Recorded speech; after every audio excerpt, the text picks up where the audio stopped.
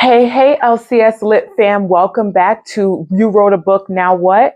Here's the next part in the series to help you on your publishing journey. Check this out. So in this video, I want to focus on self-publishing. And if you see, I have notes here because I want to make sure that I give you all of the details and all the information that you might possibly use to make a decision on whether or not self-publishing is for you. All right, don't beat me up, y'all, because I am using some notes here because I want to make sure not to miss out anything. So the biggest pro of self-publishing is that you run the show, my dear, okay? You are responsible for everything, so you don't have to worry about someone else choosing a different title, different cover, when to publish it. That is probably the biggest pro on self-publishing, is that you have full control of your material, what happens with it, and where it's distributed. So even though this is a big pro and some people do enjoy having the full control, remember, self-publishing a book is like starting a small business. So you're going to have a budget in order to make your self-publishing dreams come true. And what is that budget going to be used for? You've got to pay for your editors, you've got to pay for your cover, and you do some extensive promotion and marketing. And so all of those things are going to take money.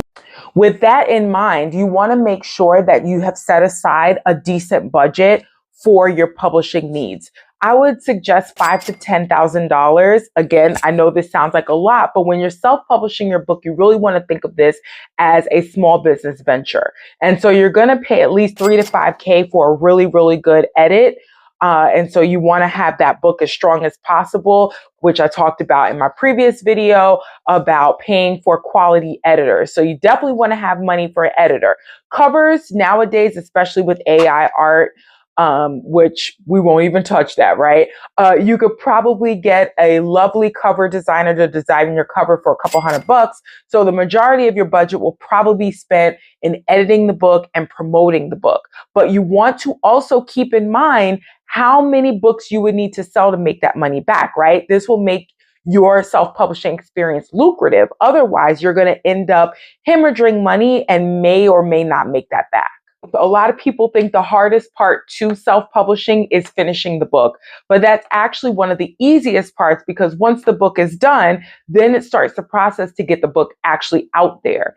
And your hardest part is distribution and marketing. The average book sells 250 copies, okay? So if you've put in $5,000 to $10,000, I can guarantee you 250 copies is not going to earn you your money back, okay? So not only do you want to finish your book, but you want to think about how you're positioning that book and who you're selling that book to, so that you can speak directly to your audience, because now you're going to be marketing your product that you just spent money and time on to this audience. So again, marketing is one of the hardest things, because now you've got a product that you're trying to get out there and you want to get it to the right audience. You want to get it to your readership, right? And so how do you do that? Some people are great sales and marketing people, right? So they're able to connect and do research and figure out how to engage with their readers. Others may connect with other authors doing joint events. Some people may have the budget to pay for an outside publicist.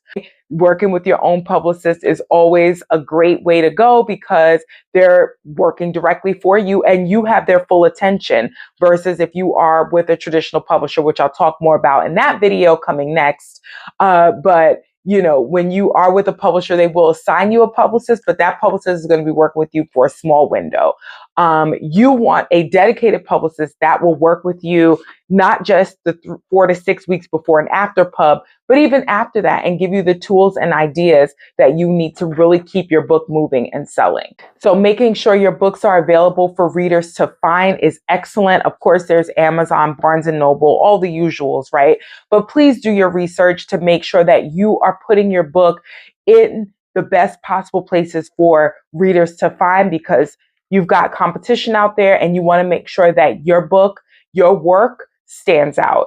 How you go about that, of course, will be specifically up to you and what you're capable of, what your budget will allow, what your skill set is. But I always say, do your research, go to conferences, learn from others, and see what you can take away to apply to your own self-publishing journey. No matter what publishing path you decide, I wish you the absolute best of luck on your journey. If you like this information and you're looking for more, please click the link in my bio to set up a consultation. Stay tuned for the next part of this series where I'll be talking about how to go about getting your book traditionally published.